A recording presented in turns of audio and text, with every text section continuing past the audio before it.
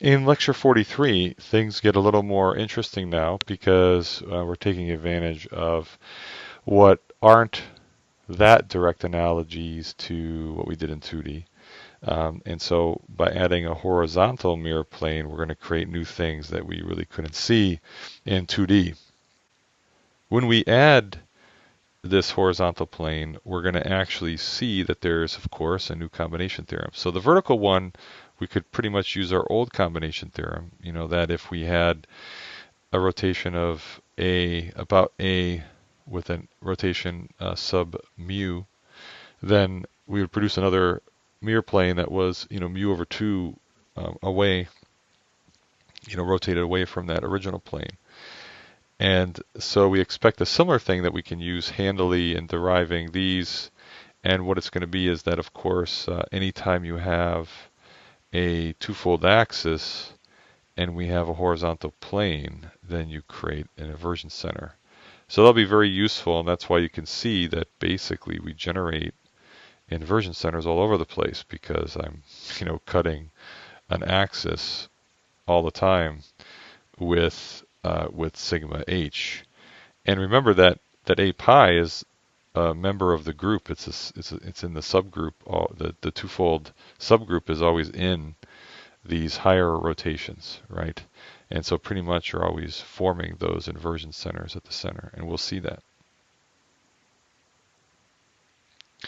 So remember, I'm just showing you, as I just said, the older vertical theorem where we said, if I, for example, have a twofold axis and that's, a over pi, and this is an original sigma v, then, pi over 2 away, I get a new mirror plane.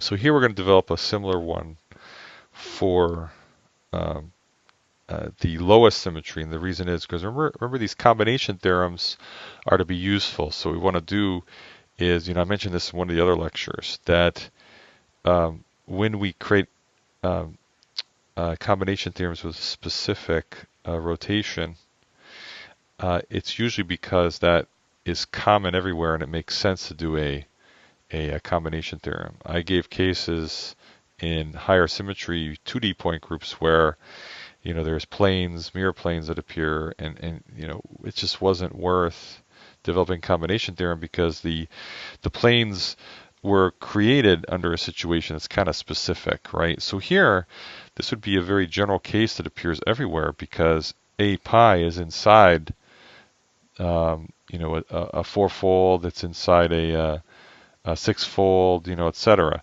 And so, you can imagine that it appears quite a few places in these three-dimensional point groups. And any time that it gets cut horizontally, you'll produce an inversion center. So it's a good thing to know. The way to see that, of course, is the way we did the other ones as well. Let's imagine a motif here, our usual commas, and we'll call that position 1. The first operation, we're going to do this analogous here, so we want to have an a pi be the first operation. And then we come over on the other side, and that's 2. And then now we reflect it down.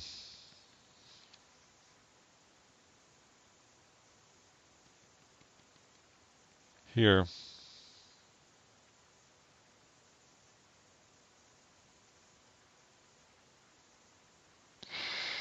Like that.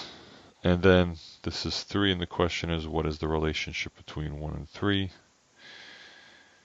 And the answer is, as advertised in inversion, about the intersection. So put a little circle there to represent the inversion point. Now we can continue to develop this, of course, because remember this has to be, the motif pattern has to be self-consistent and not building up over time, but also has to fill out for complete every operation. So of course, if I have this guy down here, the rotation is going to produce one over here.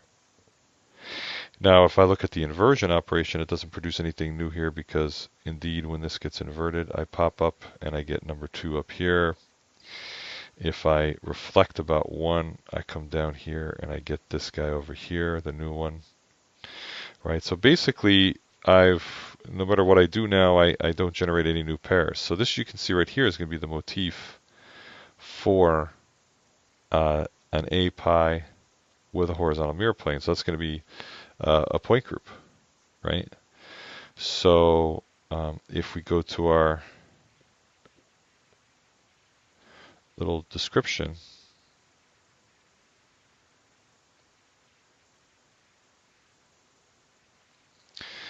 we're going to have twofold axis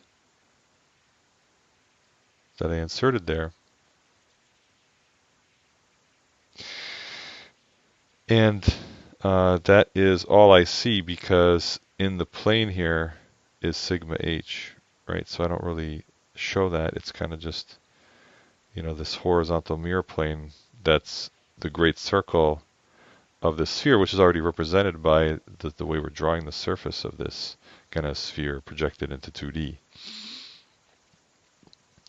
So the motif, though, I think you can clearly see here.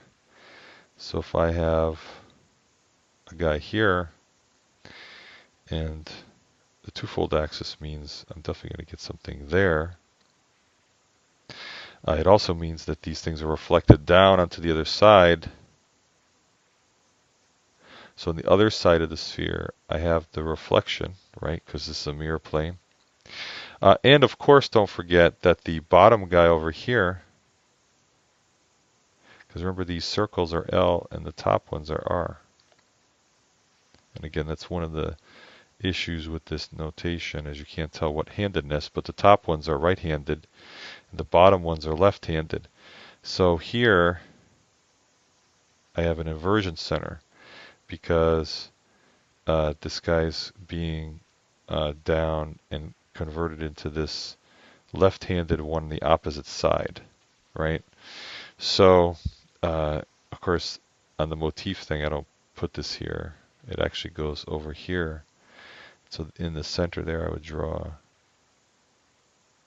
a little inversion center that would be located in the center of that twofold axis. So what I really should have done is probably not colored that in and left it as an element like the following. I should have had an element like that, and then I could have drawn a little circle in there to show that actually there's an inversion axis inside.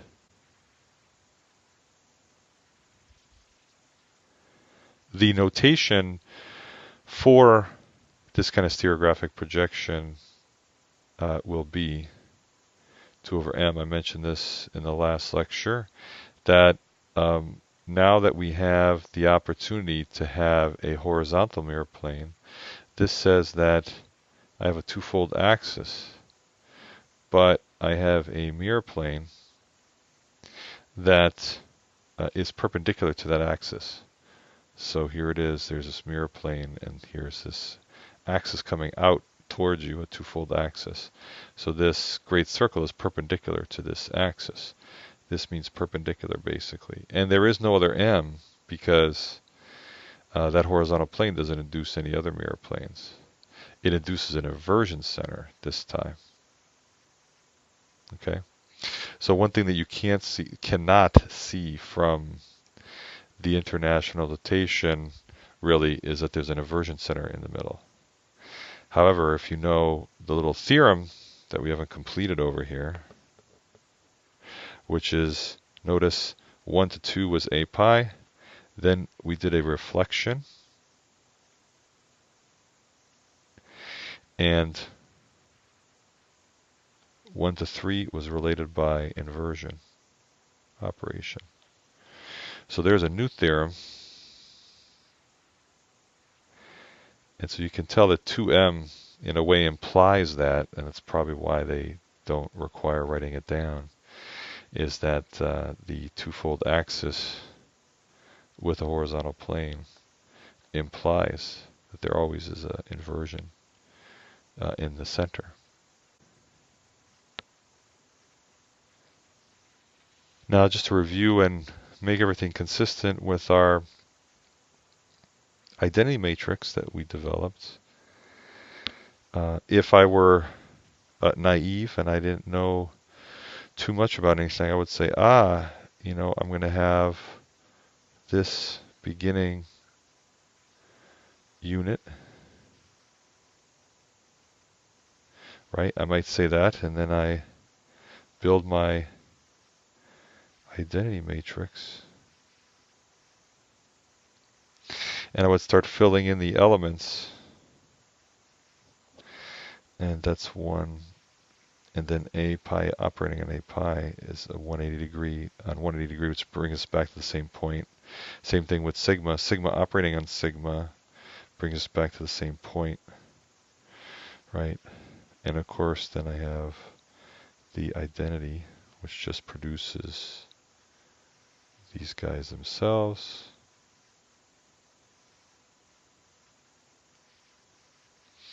And then we get our unique things, because when I do A pi sigma or vice versa, I end up with an identity element. So I got a problem in that now we have a member. Well, I have something produced from 2 other members that's not a member. So then we have to say, aha, I need to go back. And let's put this in green. Now I have to add 1 bar in order to see if the set is now complete, right? And of course, what that does is that produces a 1 bar here. It produces a sigma h here. It produces an A pi here using, just our theorem.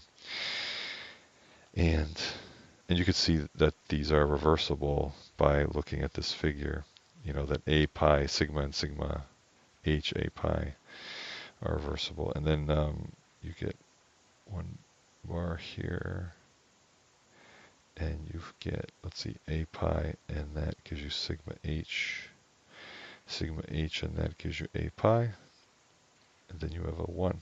So now we know that actually this is the group for 2 over m, because there are no extra elements that aren't members. And so we can say that the group is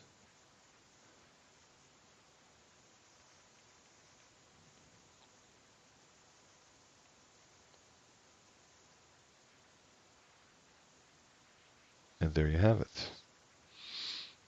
So let's just, very quickly show you that the other cases are similar. And so what I'm going to do is just erase this by going backwards and forwards, which is the fastest way to do that. And now I'm going to change this to a pi over 2 case, right? And what we'll do here is we'll see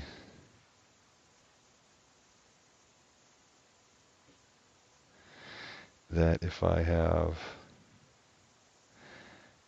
let's suppose I draw this back here, something in this backwards direction, right? I have a motif here, and then I rotate that 90 degrees, right, to here. I reflect that down from that point, and I reflect this one down from that point. If I draw that evenly, which I probably didn't, I don't know, something like that. We have that guy there, that guy there. And then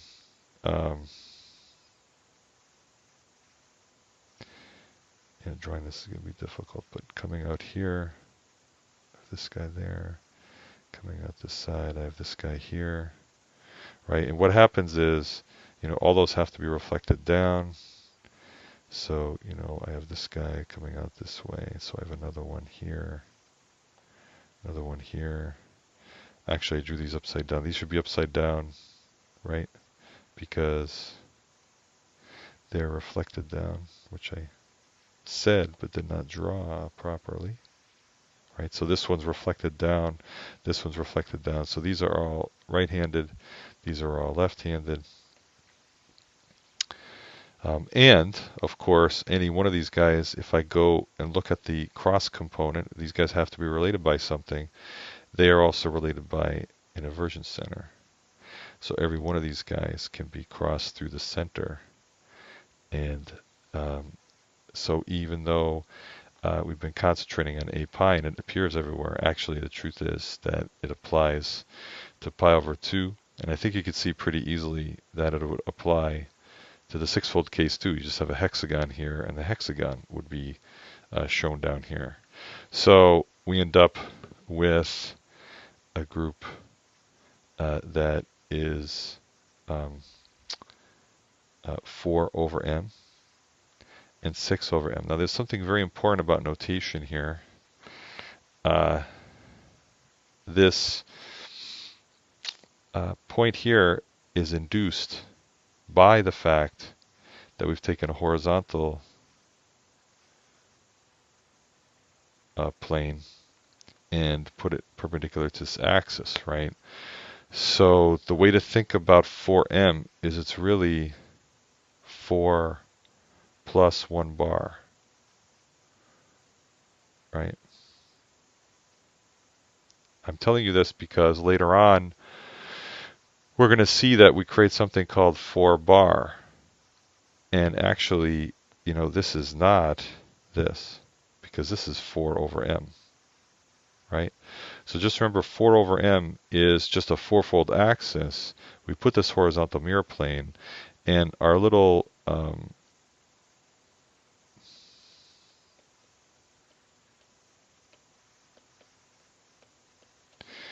it's true for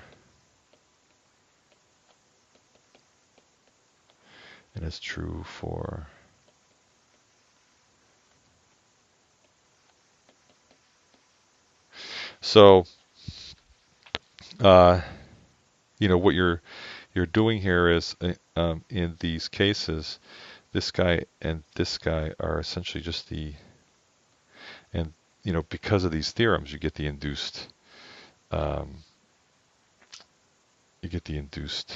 inversion center, but it does not imply a roto-inversion, which we'll talk about later. And so I think the sixfold thing you can do by inspection or draw it out yourself if you like to draw things. And there's only one more case that is special. 2 pi over 3 case, which you recall is 120 degree rotation. It's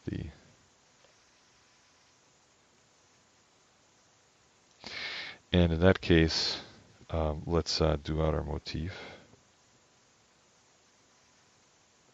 So I strictly follow the rules here. Let me just draw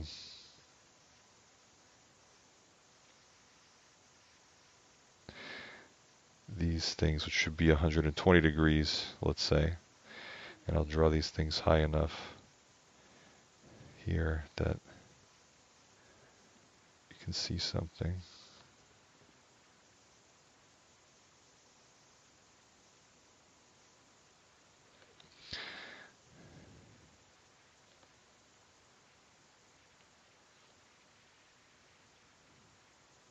So, these guys should form a triangle basically around there, right? 120 degrees rotation between each one.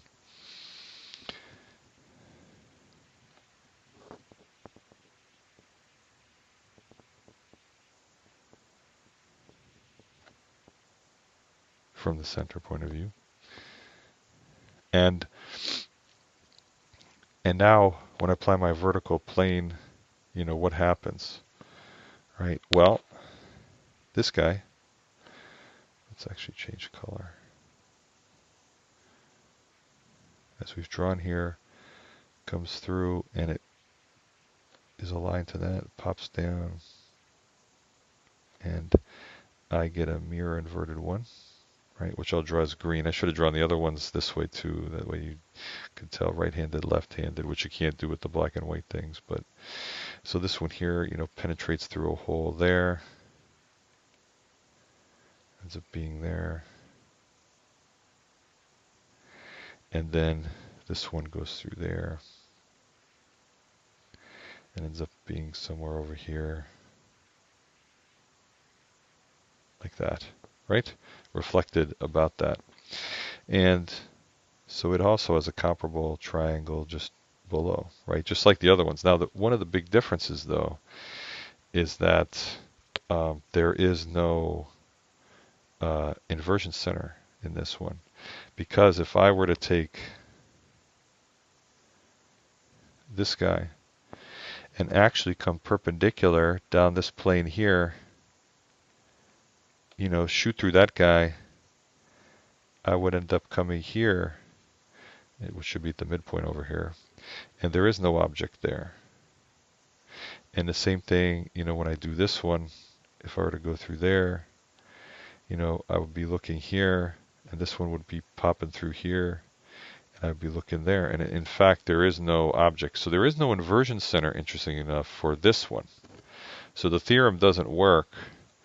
So A 2 pi over 3 with sigma h does not equal an inversion center. So that's an interesting specific thing for the odd behavior here. And so that, now let's look at our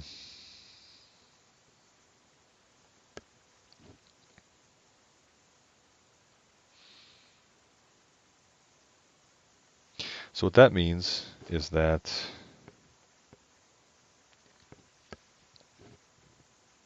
my symmetry for 3M just has that, right? And then when I draw these motifs, I have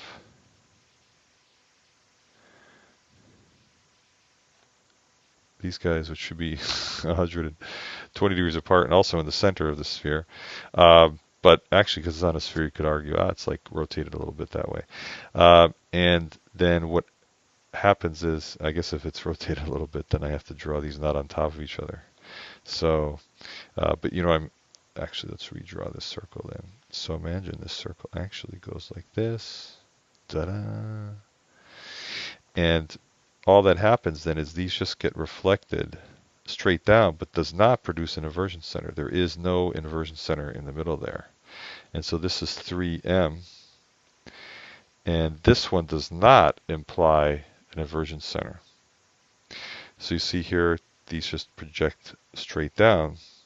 So if I was going to use what I did here, which probably would have been better, actually let me redo that left one in a better way.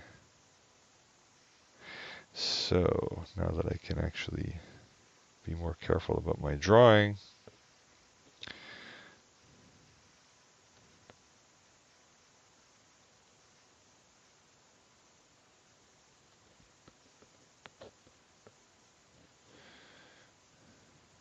so it's color, but that's not available in the normal black and white representations. But with the advent of modern technology here, we can see that instead of just having my little black with the ring, you now can see what we're talking about is that these three reds are on this surface of the sphere up here. So if I drew a big surface of a sphere here, these three guys are up here. And you can see they're just reflected about, there's a sigma h here in the plane, this great circle on the sphere, and then on the other side I have these green guys, and there is no inversion center. And that's 3 over m. So with all that, oops, actually, so ignore this, this is from before. That's from before. We already did 2m. Okay, so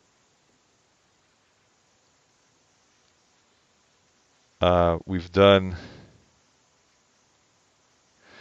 this one. We've talked about this one and how it's unique, that there's no inversion center. And we talked about how this one and this one do have inversion center. And we didn't mention this one, but it's a trivial case, but I think you can see that all this is saying is that I have a single point. Remember, the simplest case, there's no rotation axis, I have a simple point. Obviously, if I have a horizontal mirror plane, all that happens is that point gets reflected onto the other side of the sphere. So it's a very simple case of just M, right? So we've covered then all these guys along the top now. We've covered these guys, which are the simple cases for injecting a horizontal mirror plane. And we've covered these guys. So clearly now there's only two directions to go, is to talk about diagonal and inversion, but that, as you can see, we can hold off. Let's go over to this row here, where now what we're doing is taking the solutions that come from the axial combination theorem, and we'll add a horizontal mirror plane to them. The most interesting case is a 2, 2, 2, because you can't see the rest over here, but this is the one where we get the most combinations if we do horizontal and diagonal. So we'll go through with 2, 2, 2, and then we'll do 3, 2, then we'll do 4, 2, 2. Okay?